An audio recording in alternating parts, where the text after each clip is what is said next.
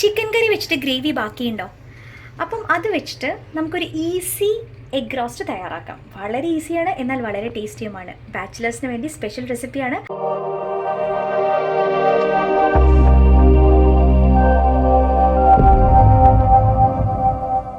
Hello, എന്തൊക്കെയുണ്ട് വിശേഷം? എല്ലാവരും സുഖമായിട്ടിരിക്കുന്നില്ലേ? അപ്പം ഇന്നും ഞാൻ വന്നിട്ടുള്ളത് ബാച്ചിലേഴ്സിന് വേണ്ടി സ്പെഷ്യലായിട്ട് ചെയ്യുന്ന ഒരു എഗ് റോസ്റ്റാണ്. എഗ് റോസ്റ്റ് എന്ന് പറഞ്ഞുകൂടാതെ നിങ്ങൾക്ക് കാണുമ്പോൾ മനസ്സിലാവും അതൊരു സ്പെഷ്യൽ റെസിപ്പിയാണ്. അപ്പം ഞാൻ എന്താ ചെയ്തിട്ടില്ലെന്ന് വെച്ചാൽ, ഇതിപ്പോൾ ഞാൻ കുറച്ച് ചിക്കൻ കറി ഉണ്ടാക്കിയിട്ടുണ്ടായിരുന്നു. അപ്പം സാധാരണ എല്ലാ വീട്ടിലും വരുന്നത് പോലെ തന്നെ എനിക്കൊരു ഇച്ചിരി ഗ്രേവി ബാക്കി വന്നു. അപ്പോൾ പീസ് കഴിഞ്ഞു, ഗ്രേവി ബാക്കി വന്നു. അപ്പം ഗ്രേവി വെറുതെ കഴിക്കുന്നതിനേക്കാളും ആ ഗ്രേവീനെ എങ്ങനെ ക്രിയേറ്റീവായിട്ട് ഒരു നല്ലൊരു എഗ് റോസ്റ്റ് ആക്കാം എന്നുള്ളതാണ് ഇന്ന് ഞാൻ പറഞ്ഞു തരുന്നത്. അപ്പം ബാച്ചിലേഴ്സിനെ സംബന്ധിച്ച് ചിലപ്പോൾ അവർ കറി മേടിക്കും. അപ്പം ആ ഒരു കറിയും വെച്ചിട്ട് നിങ്ങൾക്ക് ചെയ്യാം. അപ്പം എനി സോർട്ട് ഓഫ് ഒരു മസാല ഗ്രേവി നിങ്ങൾ ആവശ്യത്തിനെടുക്കുക. ഇപ്പം ഞാൻ ഇന്ന് എടുത്തിട്ടുള്ളത് 2 മുട്ട, പിന്നെ ഒരു സവാളയാണ് എടുത്തിട്ടുള്ളത്, കുഞ്ഞ് സവാള. 1/4 ഭാഗമുള്ള സവാള ഞാനിങ്ങനെ സ്ലൈസ് ചെയ്ത് വെച്ചേക്കുന്നു. ഇത് ലാസ്റ്റ് 1/4 ഭാഗം സവാള ഇങ്ങനെ കൊത്തിയരിഞ്ഞ് വെച്ചേക്കുന്നു. പിന്നെ ആവശ്യത്തിന് മല്ലിയില, കുറച്ച് ഇഞ്ചി, പിന്നെ ചില്ലി ഫ്ലേക്സ്, പിന്നെ ഉപ്പ്, പിന്നെ നമ്മുടെ വെളിച്ചെണ്ണ. അപ്പം ഞാൻ ഉണ്ടാക്കിയിട്ടുള്ള ചിക്കൻ കറി വെളിച്ചെണ്ണയിലായിട്ടുള്ളതുകൊണ്ട് ഞാൻ വെളിച്ചെണ്ണയിലാണ് ബാക്കി റോസ്റ്റ് ചെയ്യാൻ പോകുന്നത്. അപ്പോൾ ഇതൊരു സ്പെഷ്യൽ വേയിലാണ് ചെയ്യുന്നത്. നിങ്ങളെല്ലാവരും ഒന്ന് എൻ്റെ കൂടെ തന്നെ ചെയ്ത് നോക്കൂ. അപ്പോൾ നമുക്ക് സ്റ്റാർട്ട് ചെയ്യാം. അപ്പം ഞാനിപ്പോൾ ഇവിടെ ഒരു കടായി ചൂടാക്കാനായിട്ട് വെച്ചിട്ടുണ്ട്. ഫസ്റ്റ് തന്നെ ഒരു ഇച്ചിരി വെളിച്ചെണ്ണ ഒഴിക്കുക. ഇത്ര ഒഴിച്ചാൽ മതി, കാര്യം ഓൾറെഡി ഗ്രേവിയിൽ വെളിച്ചെണ്ണയുണ്ട്. അതിനുശേഷം ഈ ഗ്രേവി ഇതിലേക്ക് ഒഴിക്കുക. ടെമ്പറേച്ചർ നോക്കുക, മീഡിയത്തിൽ വെക്കുക. എപ്പോഴും ഞാൻ പറയുന്നതാണ്, ജസ്റ്റ് ഒരു സ്റ്റിർ കൊടുക്കുക. ഓക്കെ, ഇനി എന്താ ചെയ്യേണ്ടത് അറിയോ? ഇതിനകത്തോട്ട് ഈ അരിഞ്ഞു വെച്ചിരിക്കുന്ന സവാള ഉണ്ടല്ലോ, സ്ലൈസ് ചെയ്ത് വെച്ചിരിക്കുന്ന സവാള ഇടുക. ഒപ്പം നമ്മുടെ മുട്ട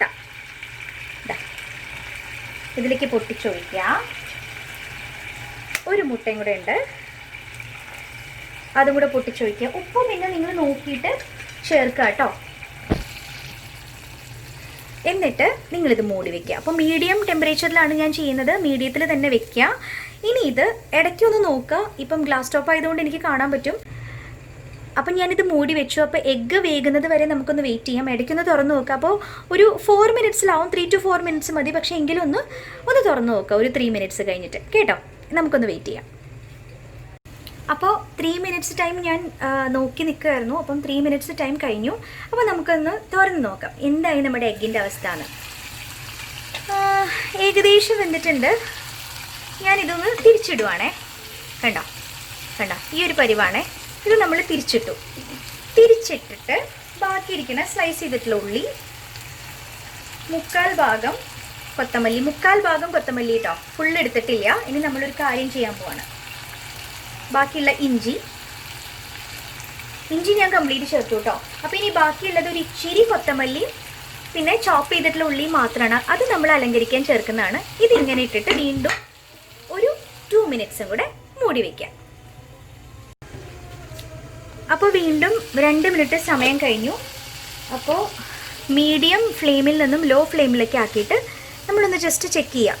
കണ്ടോ, ഇത് ഇങ്ങനെ തന്നെ നമുക്ക് വേണമെങ്കിൽ കഴിക്കാം കേട്ടോ. പക്ഷെ ഞാനിപ്പോൾ എന്താ ചെയ്യാൻ പോണേന്ന് വെച്ചാൽ ഒരു തട്ടുകട സ്റ്റൈലാക്കാൻ പോവാണ്. ഇത് കണ്ടോ, ഇതിനകത്ത് നമ്മുടെ എഗ് യോക്കൊക്കെ വെന്തിട്ടുണ്ട്. ഇത് നമ്മളിങ്ങനെ കൊത്താൻ പോവാണ്, മനസ്സിലായോ? ഇതിങ്ങനെ കൊത്തിയിട്ട് മിക്സ് ചെയ്യാൻ പോകുന്നു. ഇത് ചപ്പാത്തിക്കൊക്കെ പറ്റിയിട്ടുള്ളൊരു കറിയാണ്. അപ്പോൾ ബാക്കി വന്നിട്ടുള്ള ചിക്കൻ കറി ഉണ്ടെങ്കിൽ വെറുതെ കൂട്ടി കഴിക്കാണ്ട് ഇങ്ങനെ ചെയ്ത് നോക്കാം. കണ്ടോ, ഈ എഗ്ഗിനെ ഇങ്ങനെ നമ്മൾ ഉടയ്ക്കുക. അധികം ഉടയ്ക്കണ്ട, നന്നായിട്ട് ഉടച്ച് കഴിക്കുന്നതും നല്ലതാണ്, ടേസ്റ്റിയാണ്. നിങ്ങളുടെ ഇഷ്ടത്തിന് ചെയ്യാം.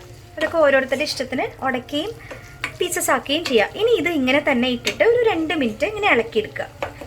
ആ ഒരു ടൈമിൽ ഒരു ഇച്ചിരി പച്ച വെളിച്ചെണ്ണ ഒഴിക്കണം കേട്ടോ. കുറച്ച് വെളിച്ചെണ്ണ എനിക്ക് വേണം തോന്നുന്നു. അപ്പോൾ വെളിച്ചെണ്ണ ലെസ്സായിട്ട് തോന്നുന്നുണ്ടെങ്കിൽ നിങ്ങളത് ചേർത്ത് വെക്കാം. എരിവുള്ളതായതുകൊണ്ട്, നല്ല എരിവുള്ളതുകൊണ്ട് ഞാൻ ഇനി എരിവ് ചേർക്കുന്നില്ല. പക്ഷെ എന്നാലും ലാസ്റ്റ് എടുക്കണേക്ക് മുന്നൊരു ഇച്ചിരി കുരുമുളക് പൊടിയോ അല്ലെങ്കിൽ നമ്മുടെ ചില്ലി ഫ്ലേക്സോ ഇടുക. അപ്പോൾ എൻ്റെ കയ്യിൽ ചില്ലി ഫ്ലേക്സ് ഉണ്ടായിരുന്നുള്ളൂ, അതുകൊണ്ടാണ് ഞാൻ ചില്ലി ഫ്ലേക്സ് ഇടുന്നത്. ഓക്കെ, അപ്പോൾ ഞാനൊരു നുള്ള ചില്ലി ഫ്ലേക്സ് ഇടാൻ പോവാണേ. ഒരു ഭംഗിക്ക്, ഒരു ശോഭയ്ക്ക് എന്നൊക്കെ പറയൂലേ. അപ്പം അതിനു വേണ്ടി അതും ഇട്ടു. ഈ ടൈമിൽ ഒരു ഇച്ചിരി തീ കൂട്ടുക, ഒന്ന് ഇളക്കുക. ഓക്കെ, ഒന്ന് മിക്സ് ചെയ്യാം, നന്നായിട്ട് മിക്സ് ചെയ്യാം കേട്ടോ. ഈ സമയത്ത് ഒന്ന് ഉപ്പ് നോക്കുക. ഉപ്പ് പെർഫെക്റ്റ് ആണ്. ഇനി ഉപ്പ് ചേർക്കണം എന്ന് എനിക്ക് തോന്നുന്നില്ല, കാര്യം ഓൾറെഡി ഗ്രേവിയിൽ ഉപ്പ് ഉണ്ടായിരുന്നു. ഈ ടൈമിൽ നമ്മൾ നമ്മുടെ ഫ്ലെയിം ടേൺ ഓഫ് ചെയ്യാൻ പോവാണ്. അപ്പോൾ നമ്മുടെ special bachelors egg roast with leftover gravy തയ്യാറാണ്. ഓഫ് ചെയ്യുക. ഓഫ് ചെയ്ത് കഴിഞ്ഞിട്ട് ഞാനിതെങ്ങനെ പ്ലേറ്റ് ചെയ്യേണ്ടതെന്നുള്ളത് പറഞ്ഞുതരാം കേട്ടോ. ഒരു സ്പെഷ്യൽ രീതിയിലാണ് പ്ലേറ്റ് ചെയ്യുക, ഒന്നുമില്ല, ഈസിയാണ്. അപ്പോൾ ഇതിങ്ങനെ ഇരിക്കട്ടെ, ഭയങ്കര ചൂടാണ്. അപ്പോൾ ഒരു 5 മിനിറ്റ് കഴിഞ്ഞിട്ട് നമുക്ക് എന്തായാലും വിളമ്പുന്ന പാത്രത്തിലേക്ക് മാറ്റാം. അപ്പോൾ ഞാൻ നമ്മുടെ സ്പെഷ്യൽ എഗ് റോസ്റ്റിനെ ഇങ്ങനെ കൊത്തിപ്പൊരിച്ചെടുത്തിട്ടുള്ളത് ഇങ്ങനെ ഒരു പ്ലേറ്റിലേക്ക് മാറ്റിയിട്ടുണ്ട്. ഇനി കഴിക്കുന്ന സമയത്ത് അപ്പോൾ നമ്മുടെ ചോപ്പ് ചെയ്തിട്ടുള്ള ഉള്ളി വളരെ എന്താ പറയുക, വളരെ കുഞ്ഞായിട്ടാണ് ചോപ്പ് ചെയ്തിട്ടുള്ളത്, അതിടുക. പിന്നെ നമ്മുടെ മല്ലിയില ഇങ്ങനെ ഇട്ടിട്ട് ഡെക്കറേറ്റ് ചെയ്യുക. ഇത് ഇങ്ങനെ കടിക്കാനും നല്ല ടേസ്റ്റാണ്. ഇങ്ങനെ നമ്മൾ പ്ലേറ്റ് ചെയ്യാം.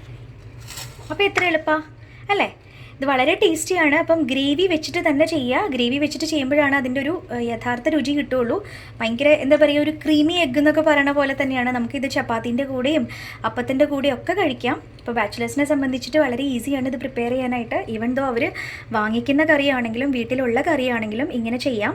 അപ്പോൾ ലെഫ്റ്റ് ഓവർ ഗ്രേവി വെച്ചിട്ട് നിങ്ങളൊരു എഗ് റോസ്റ്റ് ഇങ്ങനെ തയ്യാറാക്കി നോക്കുക. അപ്പം എല്ലാവർക്കും ഇന്നത്തെ വീഡിയോ ഇഷ്ടപ്പെട്ടെന്ന് വിചാരിക്കുന്നു. അപ്പം എൻ്റെ റെസിപ്പീസ് ഇഷ്ടപ്പെടുന്നുണ്ടെങ്കിൽ എൻ്റെ ചാനലൊന്ന് സബ്സ്ക്രൈബ് ചെയ്യുക. കമൻറ്റ് ബോക്സിൽ ഞാൻ ഉണ്ടാക്കുന്ന റെസിപ്പീസൊക്കെ നിങ്ങൾ ട്രൈ ചെയ്തിട്ട് ഒന്ന് മെൻഷൻ ചെയ്യുക എങ്ങനെ ഉണ്ടായിരുന്നു എന്നുള്ളത്. പിന്നെ എൻ്റെ വീഡിയോസ് ഒന്ന് ഷെയർ ചെയ്യാനും മറക്കരുത്, ലൈക്ക് ചെയ്യുക, പിന്നെ ബെല്ലൈക്കൺ ക്ലിക്ക് ചെയ്യാനും മറക്കരുത്. അപ്പോൾ നെക്സ്റ്റ് വീഡിയോയിൽ കാണാം. താങ്ക്